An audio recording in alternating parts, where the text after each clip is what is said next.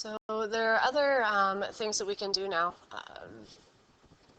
as kind of theme and variations on these problems. Let's say we're told two things. We're told something about U and we're told something about V. Now your author a lot of times will we know that sine U is negative 3/5 and we know sine is negative in the third quadrant and the fourth.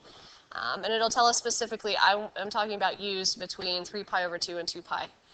That's typically how your author will give you the restrictions on U. And so if you need to write it in there yourself or say it out loud to yourself or however you want to think about it, understand that that means we're talking about quadrant 4. Over here on the right with V, cosine of V is 15 over 17, and V is between 0 and 90 degrees, which means we are in quadrant 1. So that's important because if I want something other than the sine, if I am in quadrant 4 and I want the cosine of angle U, I need to know that that's a positive ratio. Or if I want the tangent of angle U, I need to know that's a negative ratio. So once I know what quadrant I'm standing in, I would recommend drawing yourself a quick little picture.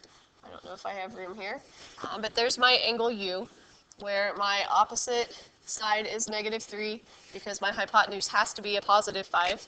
And when I draw my adjacent side on there, it's a positive value.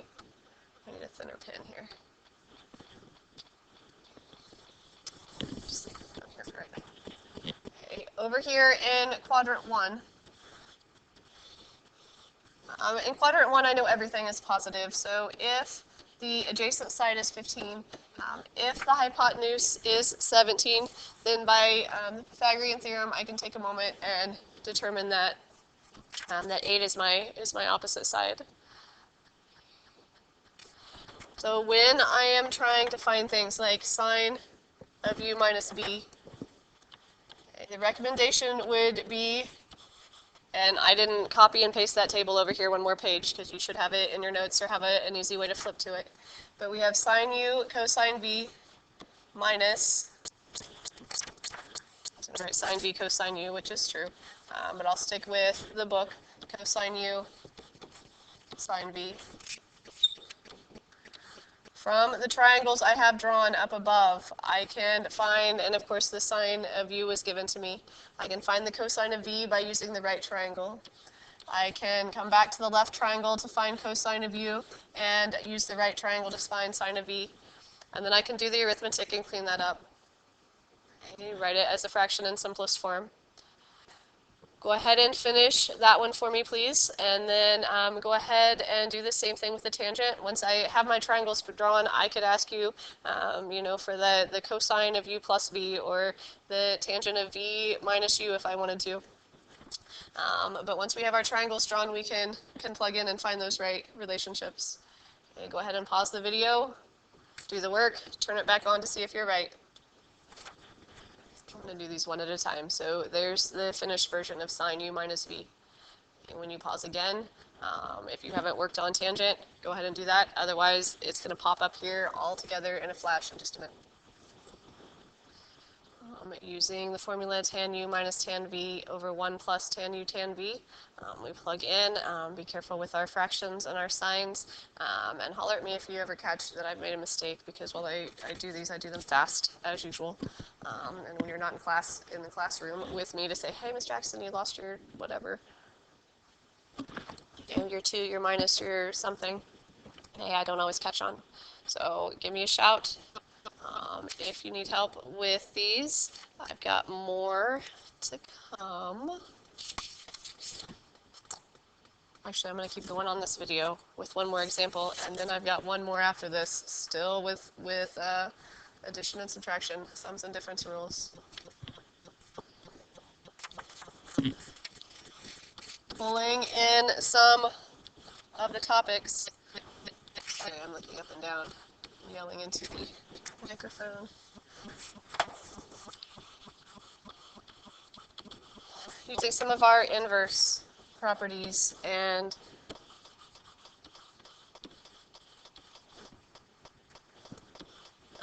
things like that from the last test that we took. If I want to find sine of arc sine of x plus arc cosine of x, and I want to simplify that and write it in a nicer way. Sine of u plus v. Sine of u plus v is the formula that we've got here. Even if our u is ugly and not a pi over 4, or not just a plain old u, it can be the arc sine of x, and v can be arc cosine of x. Go ahead and pause the video at your desk and try to do your sine u cosine v plus cosine u sine v, and take those as far as you can take them.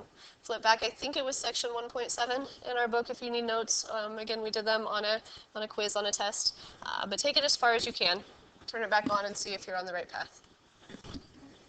I'm going to start and stop a couple of times. Here, if we have sine of arc cosine of an angle, or cosine of arc cosine of an angle. Remember, those are inverse functions, and so they unwind and unwrap and undo each other, and all that's left there is an x from the first one and an x from the second one. Over here, we have to go back and do some doodling down off to the side. Remember, we said arc sine x we could call u, arc cosine x we could call v, and so we need to draw our triangles and come back to them accordingly. So pause it again if you need to go back to this, and then come back to me when you're ready. So we did our doodling in the margin and said the cosine of u is going to be square root of 1 minus x squared over 1, and times the sine of v, and the sine of v is also going to be square root of 1 minus x squared over 1. So this says x squared plus, and if I take the square root times itself, I get 1 minus x squared all over 1, so the 1 on the bottom is gone. And if we clean up our like terms, this whole mess up above on our very top line narrows down and is simply equal to 1 when we simplify it all the way. Okay, so again, the blue work down in the bottom left, that came from the last chapter. Okay, we will not encounter it on a daily or a regular basis anymore, but we can't forget that it exists and how to use it. So please go back and review there if you need it. Let me know if you have any questions. We're going to do some identities next and solve some equations using these properties.